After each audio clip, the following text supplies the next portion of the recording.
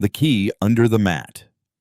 The brisket had been braising for 4 hours. That detail matters because it tells you the kind of person I was, the kind who starts cooking at noon for a 6 p.m. dinner, who reads 3 recipes and synthesizes them into a 4th, who sets the table with the good cloth napkins, the ones his mother had sent in a box with a handwritten note that said, "For when it counts." Because tonight, it counted. Tonight, I was going to ask Renata Sousa to move in with me. Not a proposal. I want to be clear about that. I'm not telling you a proposal story. I'm telling you something quieter and, I think, sadder. Because proposals are dramatic. They come with rings and audiences and the theatrical machinery of love made public. What I was planning required only a key. And a single brass key I'd had cut at the hardware store on Tuesday, which the woman behind the counter had slid into a small paper envelope without ceremony, the way pharmacists slide you a receipt. Just a thing. A small, heavy, consequential thing. I'd placed it inside a card. The card was simple. Cream-colored, no cartoon, no glitter. Toy. Inside, I'd written in my actual handwriting, not printed, because Renata had once said she found typed cards impersonal. "This is yours if you want it. I hope you want it. Owen." 4 years. That's how long we'd been together. 4 years of her toothbrush appearing and disappearing from my bathroom like a tide. 4 years of her half of the closet slowly colonizing my half, one silk blouse at a time.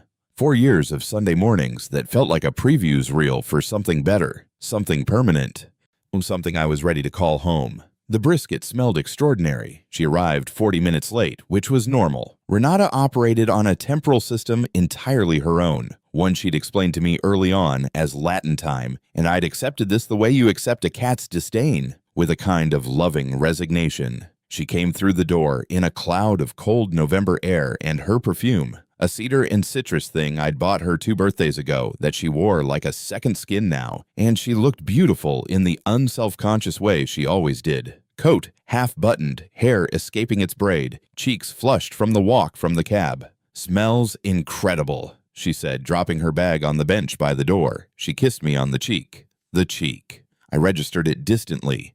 And the way you register a slightly odd footnote in a document you're still reading. "I'm starving. We're eating immediately. Yes." "Sit down. 10 minutes." She sat at the island, pouring herself a glass of the wine I'd already opened to breathe, and she scrolled through her phone while I plated. I watched her from the corner of my eye, the way her thumbnail tapped the screen, the small private smile that ghosted across her face twice, quickly directed at something I couldn't see. I plated the brisket, the roasted carrots, the mashed potatoes I'd pushed through a ricer because she hated lumps. I brought everything to the table and sat across from her. "You went all out," she said, looking at the spread. It wasn't entirely a compliment. There was a thin wire of something else in it. Wariness, maybe. Or guilt. Almost trying on a coat and seeing if it fit. "Special occasion," I said. She looked up. "Is it your birthday?" She said it like a joke. She knew it wasn't my birthday.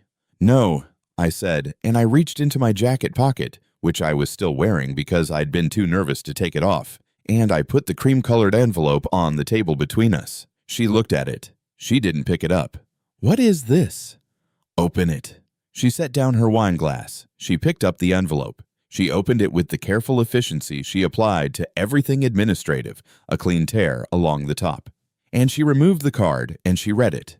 I watched her face.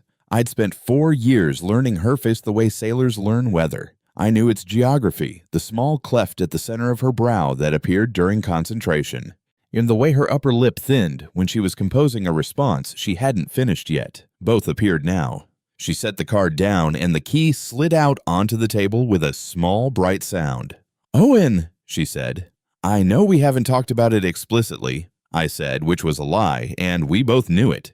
We'd talked about it in the elliptical, plausibly deniable way couples do when one of them isn't sure the other one is ready. I'd talked about it. She'd deflected with wit and warmth and the conversational equivalent of a magician's distraction. But we're here all the time. Your stuff is here. I want your stuff here. Officially. She picked up the key. She held it in her palm and looked at it the way you look at a form you've been handed that will require something you're not sure you have. Then she put it back on the table. I love you," she said, and the butt was already in the room, sitting in the chair between us, helping itself to wine. You know that. I do. But… She stopped. Her eyes moved to the window, then back to me. She was choosing words, which was never a good sign. Renata unfiltered was a force. Renata choosing words was a surgeon. I've been meaning to talk to you about something, and this isn't how I imagined this conversation, but maybe there's never a good time. The brisket sat between us, still steaming. Okay, I said. My voice came out even. I was proud of that later. She folded her hands on the table. It was a gesture I recognized from the exactly 2 arguments we'd had in 4 years. A physical act of composure, a way of organizing herself for something difficult. I've been offered a position, she said, in Porto. No, with the agency there. It's a senior creative director role, it's what I've been working toward. They want an answer by December 1st. I said nothing. I was doing the math. December 1st was 11 days away. When did they offer you this? She looked at me steadily. 6 weeks ago. 6 weeks. I turned that number over in my mind like a stone, examining its underside. 6 weeks was the trip we'd taken to her cousin's wedding in October, laughing in the back of a rental car while rain hammered the windshield. 6 weeks was the Sunday I'd helped her repaint her bathroom, both of us arguing cheerfully about whether the color was sage or just green. 6 weeks was the night she'd fallen asleep on my couch with her feet in my lap, and I'd sat there for an hour without moving because I didn't want to wake her. All you've known for 6 weeks, I said. I was trying to figure out what I wanted. Did you figure it out? She exhaled. The cleft deepened. I think I need to do this. I think if I don't, I'll spend the rest of my life wondering. And I can't. I can't ask you to come with me. Your whole life is here. Your work. Your family. You didn't ask. She blinked. Owen, you didn't ask. I said again. You made the decision. For both of us. 6 weeks ago, without telling me, you decided what I'd be willing to do and what I wouldn't. You decided on my behalf. I looked at the card still open on the table between us. The key winking under the pendant light. This is yours if you want it. And then you let me make you brisket. She flinched. It was small, but it was there. I was afraid of your reaction, she said. And I heard something genuine in it, which was almost worse than if she'd been performing. She was afraid. She'd known this would hurt me, and she'd been afraid of that, and so she'd protected herself by extending the time before it happened. 4 years, and she'd made me the problem in her mind before she'd even told me there was a problem. I don't have a reaction, I said.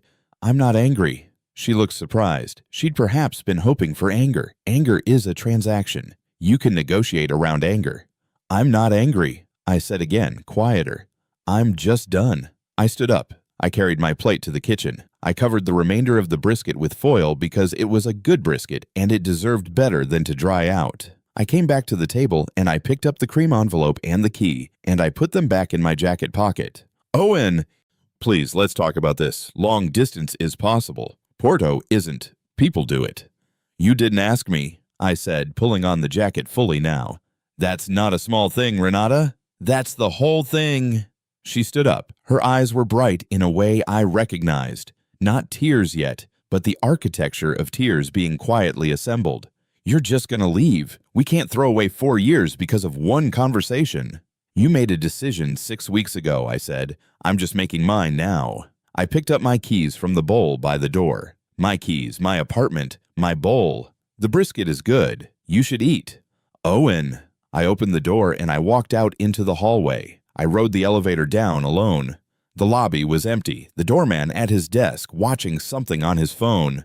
And I pushed through the glass doors and out into the November cold, and I stood on the sidewalk and breathed. It was a clean feeling. That surprised me most. I'd expected ruin, some internal catastrophic collapse, but grief takes time to arrive, like sound from a distant explosion. In the moment, there was only the cold air and the city noise, and a quiet, precise recognition. I had just learned something true that I should have already known. I walked home. The following morning, I sent her one message. I hope Porto is everything you want it to be. Please don't reach out. I didn't block her immediately. I thought about it, held the decision like the brass key I'd been carrying, and then I put my phone face down on the desk and went to make coffee. I'd block her later when I was ready to make it surgical rather than reactive. My friend Gus called that afternoon. He had a talent for surfacing at the exact wrong time, which I'd come to appreciate as a kind of superpower. "How'd the big dinner go?" he asked. I'd mentioned it vaguely the week before. The dinner, not the key. "She got offered a job in Portugal," I said. "6 weeks ago. She told me last night." There was a beat of silence. 6 weeks. 6 weeks. "And she didn't—" Another pause. Gus processing. "Okay, but to be fair, that's a hard conversation." "She let me cut a key, Gus." He went quiet. "I had a key made," I said. "I put it in a card. I made a 4-hour brisket. She sat across from me, and she knew for 6 weeks, and she watched me put the card on the table. The recitation of it was useful, like pressing on a bruise to take its exact measure, not masochism. Assessment." Yeah, Gus said. "That's not okay." "No," I agreed. "What do you need?" "I don't know yet. I'll let you know."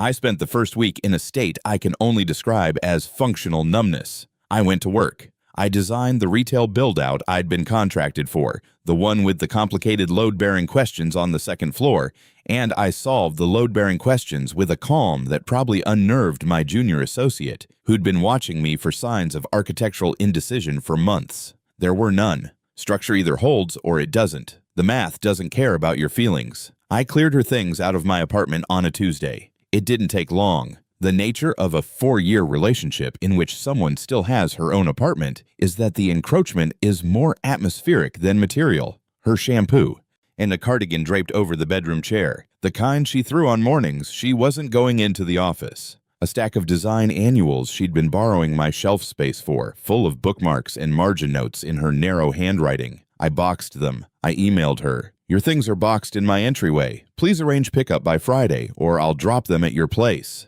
She responded within 4 minutes. "Can we talk when I come?" I replied, "I'd prefer you send someone or use the building's Dropbox system. I'll leave a label on the boxes." She picked them up while I was at work. I came home and the entryway was clear, and her shampoo was no longer in my shower, and the bedroom chair looked like a chair again rather than a repository for proof that someone else existed in my life. I sat in my kitchen for a long time that evening, not thinking.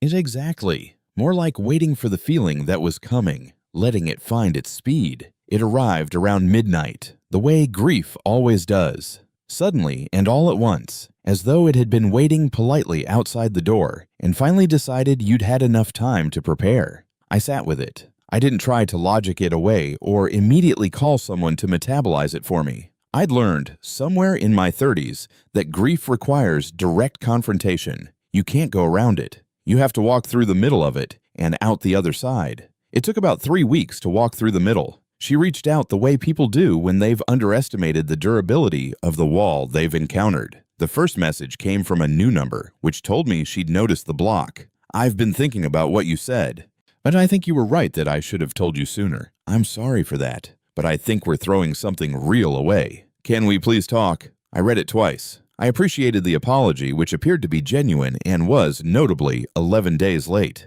I put my phone down and finished the structural drawing I was working on. I didn't respond. The second attempt came through Gus, which told me she'd escalated her methodology. Gus texted me with the mild, apologetic energy of a man caught in a very small crossfire. "Renata messaged me, said she's been trying to reach you. I'm not delivering messages, I just thought you should know." I texted back, "Appreciate the heads up. You're a good man, Gus. I'm fine." He sent back a thumbs-up emoji and had the decency to leave it there. The third attempt was the one I hadn't anticipated. And I was at the hardware store, the same one where I'd had the key cut, which registered distantly as a kind of narrative irony, looking at weather stripping for the drafty window in my office. My phone rang with a number I didn't recognize. I answered it the way you answer unknown numbers when you're in a good mood, carelessly. "Owen." Her voice was different, not the careful composure of the dinner table or the uncertainty of the first text. She sounded scraped thin. "Please don't hang up." I didn't hang up. I held a strip of foam, weather stripping, and said, "I'm here." "I need to tell you something," she said, "because I think I owe you the truth, and I don't want to leave for Porto with it undelivered." A pause. "I've been in love with you the entire time. I want to be clear about that. What I did, not telling you. Letting you. I was afraid. I've been afraid of what you represent to me for a long time. Settled, permanent, real. Another pause. Those things terrified me, and I turned that fear into, I made it your fault, somehow, in my head, that you were too stable, too steady, too sure. I made that into a deficiency. I held the weather stripping. I looked at the long wall of hardware products before me. I know, I said. She was quiet. I know you loved me, I said. I know you were afraid. I'm not revising my understanding of you as a villain, Renata. You're not. You're someone who got scared and made a choice to protect herself at the cost of honesty with me. And now you're calling from an unknown number because I blocked you. And you're telling me the truth that you should have told me 6 weeks ago. I set the weather stripping down. Oh, that truth doesn't change the thing it came too late to change. What if I deferred? She said quickly. The offer. What if I called them and deferred 6 months and we tried? What if I asked you? Properly. Something moved in my chest. I recognized it. It was not indifference. I want to be honest about that. Indifference would have been easier. It was something more complex. The recognition of a genuine offer arriving in a window that had already closed, the way you can see a train from the platform as it pulls away, and understand with absolute clarity both that it is the train you wanted and that you have missed it. I think you should go to Porto, I said. I think it's what you want, and I think you should have it. I mean that without any bitterness. Owen, I hope it's everything. I genuinely do. I hung up. But I stood in the hardware aisle for a moment longer. Then I picked up the weather stripping and went to find the correct adhesive for it. The strange and quiet aftermath of a thing like this is that you discover what you're made of, now that the scaffolding's been removed. I had organized myself, I came to understand, substantially around her, not in the desperate, self-annihilating way of certain loves. I'd kept my friends, my work, my habits, but in the quieter way that serious relationships reshape you. You begin to see yourself through another person's eyes so consistently that you slowly forget how to see yourself through your own. I started a project I'd been putting off for 3 years, the renovation of the small second bedroom in my apartment into a proper home office. I did most of the work myself. Framing, then drywall. I'd worked construction summers through college. There was something restorative about the physicality of it, the honest transactional nature of wood and fasteners. You put the thing where it goes. It stays. Dr. Keller, who I started seeing on Thursday afternoons, would have said I was redirecting unprocessed emotion into construction. She wasn't wrong. She also said it wasn't the worst possible outlet, and that I should perhaps also process the unprocessed emotion, which we then did methodically over the following months. Through Ben, there's always a Ben, the diplomat of mutual circles, I heard things I hadn't asked to hear. That Renata had indeed gone to Porto, that it hadn't gone as planned. The senior role had been restructured within the agency's larger reorganization, and she'd ended up in something more lateral than she'd expected, that she was seeing someone, an architect from Lisbon. I allowed myself exactly 1 moment of dark professional humor at that, and that she seemed, according to the friend of a friend who'd visited, both fine and not entirely. I didn't seek this information. I noted it the way you note weather on a day you're staying indoors. Relevant, but not operative. Gus called on a Saturday in February, 4 months after the dinner, and said a group was going to his brother's cabin for a long weekend and I should come. He said it the way good friends say things, without drama, without the implication that it was therapeutic. Just you should come because it would be good, and we want you there. I went. And we sat around a fire in below freezing air and argued about obscure things and ate badly, and I laughed genuinely for the first time in what felt like a geological era. A surprised burst of it at something Gus said that I've since forgotten, and Gus caught my eye across the fire and nodded once very slightly, the way men communicate the things they don't say out loud. In March, I finished the home office. I stood in it on a Sunday morning with a cup of coffee and looked at the clean lines of the built-in shelving I'd made from reclaimed oak, the drafting table positioned to catch the morning light, the single frame print on the wall, a structural diagram of the Pompidou Center, a thing I'd loved since architecture school. The key was in my desk drawer. I'd almost thrown it out several times. I kept finding reasons not to.